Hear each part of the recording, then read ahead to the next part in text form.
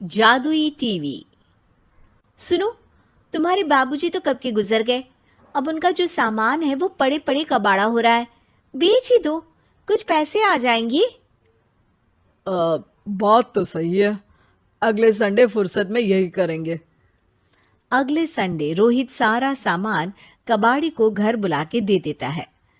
तभी उसकी नजर बाबूजी की पुरानी टीवी पर जाती है, जो इतने सालों तक कूड़े में पड़ी थी, फिर भी चमचमा रही थी।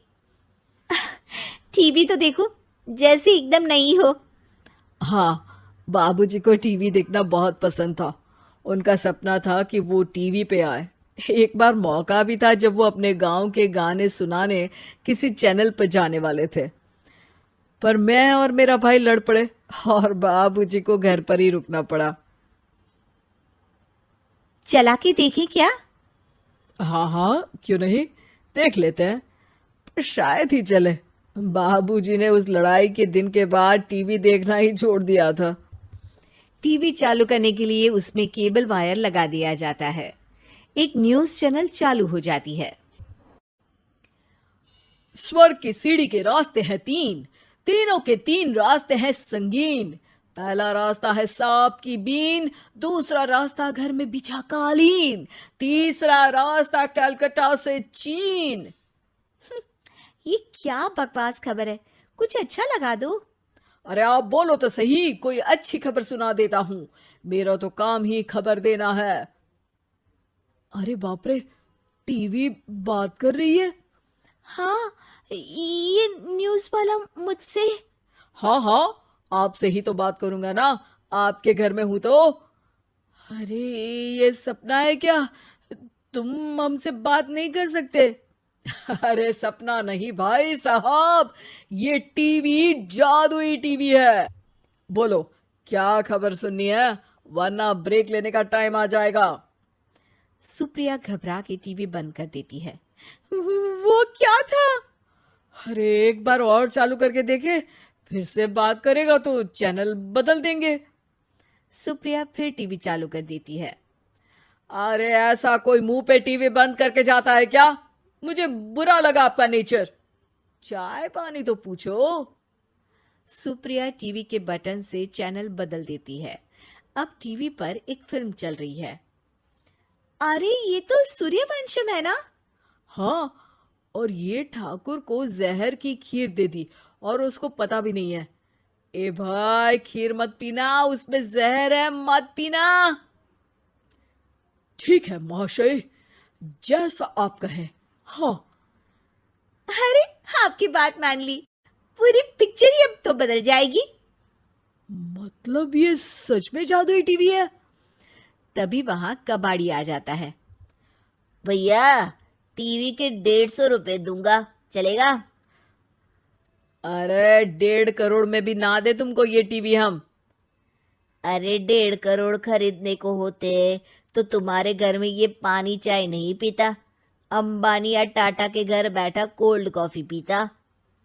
रोहित कबाड़ी का हिसाब करके उसे वहां से चलता करता है और अपने भाई शशिकांत को फोन लगा के बुलाता है। शशि थोड़ी ही देर में वहां पहुंच जाता है। क्या हो गया भैया? अरे बाबूजी का टीवी याद है? हाँ हाँ, जिसमें घुसे रहते थे हमेशा वो, और अपने को कुछ नहीं देखने देते थे। अरे वो अब जादुई टीवी बन गया है। भैया, आपकी बकवास करने की आदत अब तक नहीं गई। अरे आपके घर में बच्चे हैं, अब तो बड़ों जैसी बात करो। रोहित जाके टीवी चालू कर देता है। टीवी पर एक जादू का शो हो रहा है जिसमें एक जादूगर है। अब मैं अपनी टोपी में से कबूतर निकालूंगा। श्रिंग ब्रिंग शरिंग बम फोपा फुफी फुफा बाउ। टीवी से कबूतर निकलता है और शशिकांत के सर पर आकर बैठ जाता है। भैया, ये क्या हो रहा है? भैया इसे उड़ाओ। ए कबूतर, जा जा, कबूतर चल निकल। अब मैं टोपी में से सांप। सांप सुनते ही शशिकांत कांप जाता है और भाग के टीवी बंद कर देता है।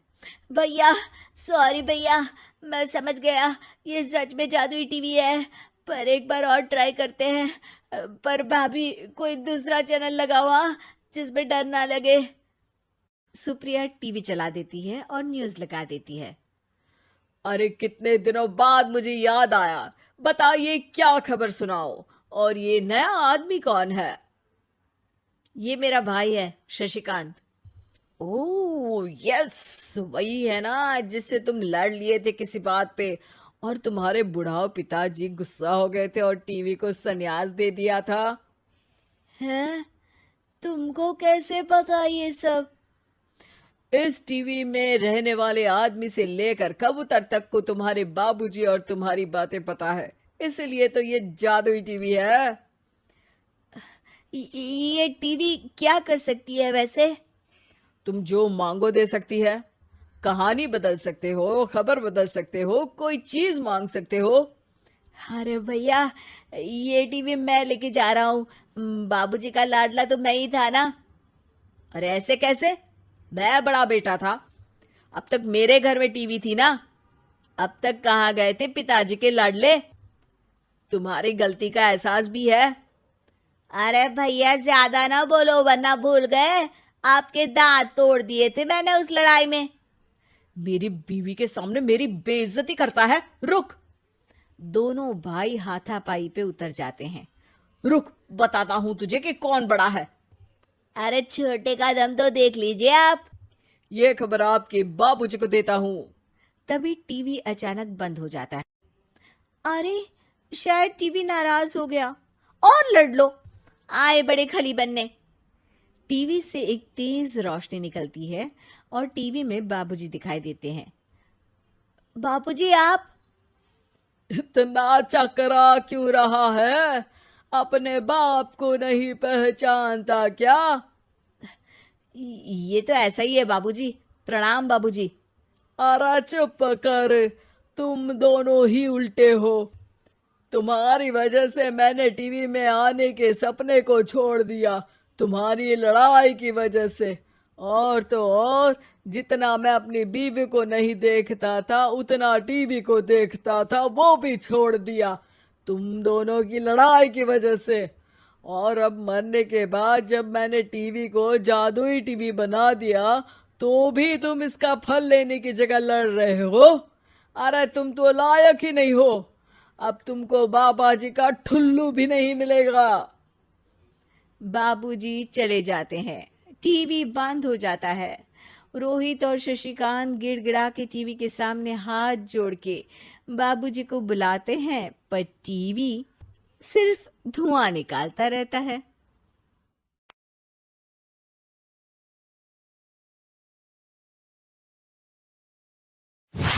ज्योत्सना जी और उनके पति जीवन की सारी जिम्मेदारियां पूरी कर चुके थे। पैसे की कोई कमी नहीं थी, तो घूमना फिरना भी लगा रहता था। अरे बेटी के घर जाकर तो मजा ही आ गया, लेकिन विदेश से अच्छा तो देश ही लगता है। अब मन को चैन मिला। अरे लेकिन वहां की औरतें देखिए, कितनी फिट, स्मार्ट और चमकती हुई। आदत से तो बाज नहीं आओगे आप। अरे मजाक कर रहा हूँ यार। अच्छा मैं जरा बाजार होकर आता हूँ। पति बाजार जाता है, जहां उसे एक अजीब सी दुकान दिखाई देती है। अरे ये क्या बात हुई? अंदर आओ 50 के, बाहर निकलो 40 के। हम आपकी 10 साल उम्र कम करते हैं। अरे ऐसा क्या करते हैं भला? जरा अंदर जाकर ही देख लेता हूँ। अंदर एक सुंदर सी लड़की खड़ी होती है। सुंदरी जी, ये क्या दुकान है? जरा जादू हम पर भी तो चला दीजिए।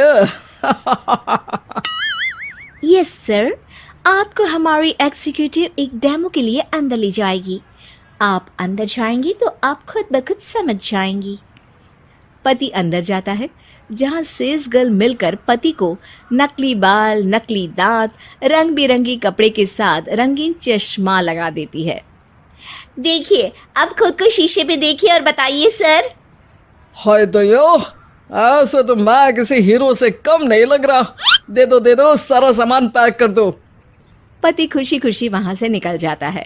घर आकर वो सारा सामान छुपा देता है। फिर अगली शाम। सुनो, मैं वॉक पर जा रहा हूँ। इस वक्त? अरे नाती पोतों को वीडियो कॉल करके बात तो कर लो। अब हाँ आकर करता हूँ ना, पक्का पक्का। पति बाहर जाकर सारा मेकअप करता है और मार्केट में घूमता है, जहां उसे एक स्मार्ट सी महिला दिखती है। क्या आपको मुझसे कोई काम है? नहीं नहीं, आप तो बहुत हैंडसम है। थैंक्स। वैसे आप भी कम नहीं है। वैसे क्या उम्र होगी आपकी? लगता कितने का हूँ? 40 के तो पूरे लगते हैं। अब क्या था, 50 साल के पति को कोई 40 का बोल दी तो।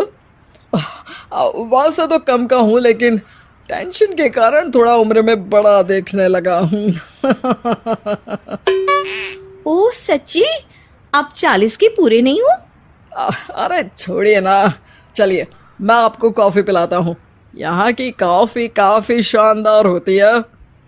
दोनों में दोस्ती हो जाती है और फिर चल पड़ता है सिलसिला रोज रोज के घूमने फिरने और मजे करने का। अब सारा दिन पतिदेव फोन पर। अरे नाश्ता तो कर लीजिए, क्या सारा दिन फोन पर लगे रहते हैं? अरे यार जरूरी काम कर रहा हूँ मैं। रिटायर हो, पेंशन मिलती है, कोई काम नहीं है, फिर कौन सा जरूरी काम आन पड़ा आजकल? अरे एक प्रोजेक्ट के सोशल नेटवर्किंग का काम है, उसी पर काम कर रहा हूँ। ठीक है, चलो अब नाश्ता कर लो, देर हो रही है। पति अपना नकली सारा सामान बिस्तर के पास छुपा कर सोता, सुबह चुपके से पहनकर बाहर जाता और घर आने पर उतार देता। एक दिन पड़ोसन कहती है, अरे ज्योत्सना बहन, तुम लोगों के घर कोई हैंडसम सा आदमी रहने आया है क्या? अरे कहाँ यार, मैं और ये दो ही तो लोग हैं घर में। हैंडसम सी शक्ल देखे तो मुझे भी जमाना हो गया है। अरे पता नहीं, वो जाता तो तुम्हारे ही घर में है, क्या पता कौन होगा। अरे तुम्हारी उम्र हो रही है ना, और भाई साहब को भी गए 5 साल हो गए, शायद इसीलिए अब सारे हैंडसम नजर आ रहे होंगे। पड़ोसन भी ज्योत्सना की बात पर मुस्कुराकर वहां से चली जाती है। एक दिन, अरे सुनो जी, बहू बेटा और पोता आ रहे हैं, कुछ दिनों के लिए वो हमारे साथ ही रहेंगे। अरे शिट यार, ये क्या है? बेटे ने तो कर ली शादी, अब क्या करने आ रहा है यहाँ पर? अरे कैसी बात कर रहे हो जी, इस उम्र में तो माता पिता तरसते हैं कि बच्चे आखिर साथ रहे, लेकिन आप हैं कि। अरे ठीक है ना, लेकिन अब देखो सभी व्यस्त हैं अपनी जिंदगी में, ये लोग आएंगे रहेंगे, कितनी डिस्टर्ब हो जाएगी लाइफ। कैसी बात कर रहे हो? अरे जैसे बहुत हैपनिंग है ना तुम्हारी लाइफ, तो जो बच्चों के आने से डिस्टर्ब हो जाएगी। अरे दिन काटने मुश्किल होते हैं, बच्चे आ जाएंगे तो थोड़ा दिन रात पता तो चलेगा। ओफो ठीक है, लेकिन बोल देना कि ना कोई मेरे कमरे में आए, ना मेरी लाइफ पे दखल दे कि मैं कहाँ जा रहा हूँ, क्या कर रहा हूँ, समझी? खैर, वो दिन भी आ जाता है जब बहू बेटा और पोता उन लोगों के घर आते हैं। एक दिन, माँ जी आज मेड नहीं आई है तो मैं आप लोगों के कमरे में झाड़ू लगा देती हूँ। अरे नहीं बहू, वो तेरे पापा को ना पसंद नहीं है कि कोई उनके कमरे में जाए, तू छोड़ ना, मैं खुद ही लगा दूंगी। सास को समझ में नहीं आता कि आखिर उसके पति ने किसी को कमरे में जाने से मना क्यों कर रखा है। खैर, वो साफ सफाई करके बाहर निकल आती है, लेकिन कहते हैं ना, बच्चा तो अबोध होता है, उसे किसी बात का क्या पता। वो खेलते खेलते दादा के बिस्तर तक पहुंच जाता है और बाहर ले आता है दादा का वो सारा सामान जो वो लगाकर घूमते थे। ज्योत्सना की नजर उस सामान पर पड़ती है। वो बच्चे से पकड़कर कमरे में लाती है और पैकेट खोलकर देखती है।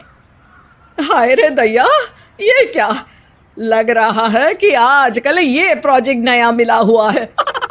बेटे बहू के जाने के बाद ज्योत्सना सोचती है कि वो बात करेगी, लेकिन फिर अरे खुद से बात करूंगी तो मुकर जाएंगे, पता लगाना होगा कि माजरा क्या है।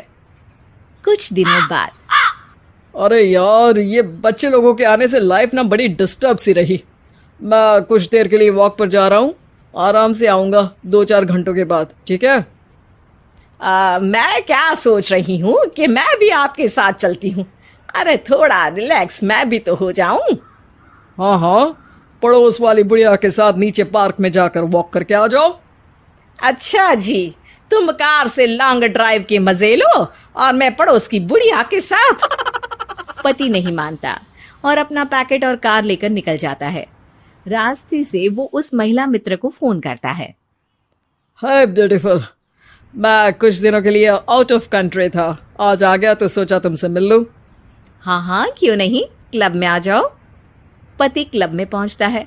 सारा नकली सामान चिपका भी लेता है, लेकिन उसे पता नहीं होता कि ज्योत्सना ने सबका गोंद निकाल दिया है। ओ बेबी, मैंने आपको बहुत मिस किया। मैंने भी। लेकिन वो जैसे ही हंसता है उसके नकली बाल गिरकर हाथ में आ जाते हैं, जिससे उसका सर गंजा दिखता है। ओ ये क्या! तभी उसका दांत भी हाथ में आ जाता है और ज्योत्सना के पति का सारा बुढ़ापा उसकी दोस्त के सामने आ जाता है। हे भगवान, अंकल जी कौन है आप? कैसी बात कर रही हो अंकल, मैं तो तुम्हारा दोस्त हूँ। अरे पर हो तो अंकल ही ना, नकली दांत, नकली बाल और क्या क्या नकली है। पति को गुस्सा आ जाता है। वो महिला के बाल पकड़कर खींचता है, जिसके बाद उसका बाल भी उसके हाथ में आ जाता है और महिला के सारे पके बाल सामने आ जाते हैं। ओह, तो तुम भी उसी दुकान से हो? जाओ 50 की निकलो 40 के। हाँ, बढ़िया आई मुझे अंकल कहने वाली। लेकिन ये समझ में नहीं आ रहा कि मेरे बाल और दांत बाहर कैसे आ गए। तभी वहां ज्योत्सना आ जाती है। जी, मेरी वजह से। चलिए इन आंटी जी को नमस्ते कहिए, फिर घर चलते हैं और वहां मैं बनाऊंगी आपको 40 का।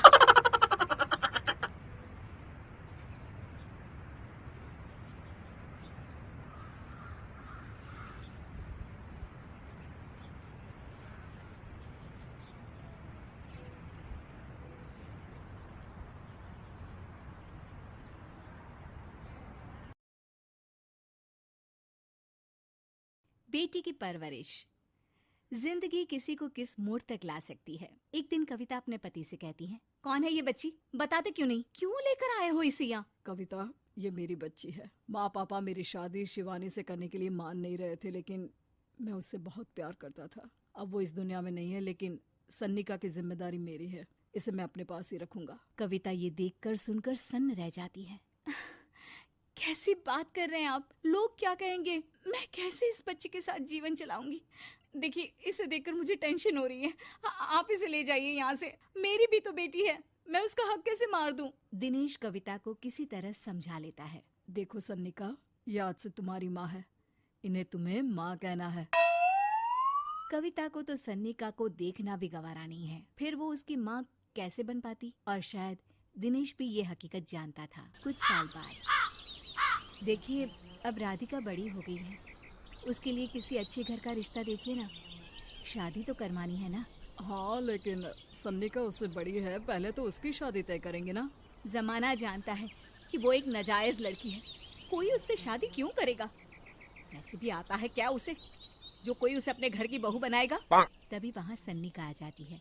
पापा, मुझे स्कॉलरशिप मिल गई है, आगे का सारा खर्चा यूनिवर्सिटी वाले उठाएंगे, मैं कल ही वहाँ हॉस्टल में शिफ्ट हो रही हूँ। लो, सुना दिया ना फैसला। अरे अब क्यों शिफ्ट हो रही हो, पहले ही हो जाती शिफ्ट, दुनिया में यूं कालिक तो ना होती हमारी। क्या यार कविता, एक तो खुशी की बात है कि लड़की को कुछ आगे बढ़ने पढ़ने का मौका मिल रहा है, लेकिन नहीं, तुमको तो केवल ताना मारना ही आता है। जाकर देखो शिवानी क्या कर रही है। अरे हाँ, मैं शिवानी को दूध देना भूल गई, वो कैसे उठेगी? कविता को ये सुनकर गुस्सा आ जाता है। हाँ हाँ, अपनी किताबों से फुर्सत मिले तब ना, मेरी बेटी ना कुछ खाए ना कुछ पिए, यही तो चाहती हो तुम। सन्निका, जिसने कभी कविता से बात ही नहीं की थी, क्योंकि वो उसे हमेशा कोसती, वो वहां से बिना कुछ कहे निकल जाती है। खाना तो पूरा बन गया, अब जाकर आराम से पैकिंग करती हूँ, कल वक्त से निकल जाऊंगी। देखिए जी, वैसे तो ये लड़की मुझे एक आंख पसंद नहीं, अपने कमरे में पैकिंग कर रही है। अरे मुझसे तो कभी बात भी नहीं करती। आप साफ साफ बोल दीजिए उसे कि घर से जाएगी तो सारा काम कौन करेगा, उसकी माँ। माँ का नाम सुनकर सन्निका भी वहाँ आ जाती है। नहीं, वो कैसे करेंगी, वो तो मर गई है ना। उस मनहूस औरत को मेरे घर में याद करने की कोई जरूरत नहीं है, समझी? वैसे भी ना होते हुए भी तेरी शक्ल में लगता है कि वो हमारे बीच में ही है हमेशा से। तो ठीक है ना, जब जा रही हूँ तो क्यों प्रॉब्लम हो रही है आपको? सन्निका घर से निकल रही थी। कविता ना चाहते हुए भी सन्निका को रोक लेना चाहती थी और वजह थी सिर्फ उसकी सोशल लाइफ का डिस्टर्ब हो जाना। किटी में कविता की सहेलियाँ कहती हैं, क्या बात है, तू परेशान सी लग रही है, सब ठीक तो है ना? क्या हुआ, उस सन्निका ने फिर कोई तमाशा किया क्या? अरे नहीं, चली गई। वो तो ऑक्सफोर्ड की कोई एनजीओ है, उसकी स्कॉलरशिप मिली है। मेरा भाई बता रहा था कि उसका तो फ्यूचर ब्राइट है। अरे चल ना, तुझे क्या, तेरा तो पीछा छूटा उससे। अरे कैसे क्या नहीं, घर का सारा काम करती थी। इसकी छोटी बेटी को भी तो उसी ने संभाला था। याद है उसकी छोटी बेटी का जो केस हुआ था, वो भी अपने सर ले लिया था। हाँ, तो बदले में सारा खर्चा भी तो हम लोग ही उठा रहे थे ना। और पता है वो मुझसे बात भी नहीं करती, जैसे पता नहीं मैं ही उसकी माँ के मरने के लिए जिम्मेदार हूँ। अरे खुद को क्यों दोष दे रही है? तूने जो किया शायद कोई नहीं करता। कविता को समझ में नहीं आ रहा था कि उसके साथ ऊपर वाले ने ऐसा क्यों किया। वो शाम को घर आती है। आज तो बहुत खुश होगी तुम, एक बला से छुटकारा मिला ना तुमको। बेचारी की जिंदगी नरक बना कर रखी थी। वो तो कहते हैं ना, ऊपर वाला सब देखता है। देखो, चुन लिया उसने अपना रास्ता। कविता का मन तो करता है कि वो पति को सब कुछ सुना दे, लेकिन सामने सास खड़ी होती है। ये तो है, बेचारे को खाना बनाने से लेकर घर के सारे काम करने पड़ते थे। बाहर का भी कोई काम होता तो वही देखती। अब देखते हैं घर का काम कैसे होता है। तभी कविता की बेटी उसके लिए चाय लेकर आ जाती है। लो माँ चाय। कैसी रही किट्टी? अच्छी थी बेटा। खाने में कुछ बनाया है क्या? हाँ, सन्निका दीदी जैसी ही सब्जी बना दी है, आप रोटी बना लो। और हाँ, कल मैं चली जाऊंगी इलेक्ट्रिक बिल और राशन लाने के लिए। अच्छा, पैसे मैं दे दूंगी। सन्नी का कार्ड दे गई है ना? हाँ माँ, एक कार्ड तो देकर गई है। अरे चोर नहीं थी वो, मेरे बेटे का ही खून है। पता नहीं कितना घमंड भरा है इसमें। अरे छोड़ो ना माँ, जिसको जो बनना था वो बन ही जाएगा। अच्छा माँ, कल चलना है उसके कॉलेज में, सभी पेरेंट्स को बुलाया गया है। अब कविता तो जाने से रही, तो हम ही साथ चलते हैं। हाँ बेटा, उस बिन माँ की बेटी का है ही कौन। अब क्या था, कविता का गुस्सा फूट पड़ता है। हाँ, आप लोगों के जैसे तो इंसान नहीं देखे मैंने। अरे मेरे सामने ही अपनी नाजायज बेटी को लाकर बिठा दिया। रोज मैं उसे देखती तो एहसास होता कि कैसे आपने मुझे इतना बड़ा धोखा दिया। जरा सोचिए तो, अगर ऐसा ही कुछ मैंने किया होता तो। अरे रहने दे, क्या नहीं किया तूने उसके बदले में। उस मासूम के साथ क्या क्या करती थी सब जानते हैं हम। अरे छोड़ो ना माँ, ये तो एक बात लेकर बैठ जाती है। चलो सोने चलते हैं। अगले दिन दिनेश और उसकी माँ सन्निका के कॉलेज में जाते हैं। कैसी हो बेटा, मेरा नाम रोशन करना। जरूर पापा, ये ले बेटा, पैसे रख ले। नहीं, वो कविता ने कार्ड दिया है। अरे बेटा, वो माँ है तुम्हारी, उसका नाम क्यों लेती हो? अरे हटाओ भी, क्या ही क्या है उसने इसके लिए, क्यों माँ बोले। तभी वहाँ सन्निका की टीचर आ जाती है। सन्निका की माँ नहीं आई? जी नहीं, वो घर में बेटी है ना, सबका एक साथ आना तो मुमकिन नहीं था। तो उन्हें भेज देते, हम सभी उनसे मिलना चाहते हैं। मानना पड़ेगा, बहुत अच्छी तरह से पाला है उन्होंने अपनी बेटी को। क्या घर का काम, क्या बाहर का। कॉन्फिडेंस तो कूट कूट कर भरा है। पैसे रुपये के लिए भी इसे किसी का मुंह नहीं देखना पड़ता। स्कूली शिक्षा भी लाजवाब है। पिता और दादी को एहसास होता है कि जिस कविता के पालन पोषण पर उन्हें हमेशा से शक रहा, वो सन्निका के भविष्य के लिए किसी वरदान जैसा साबित हुआ।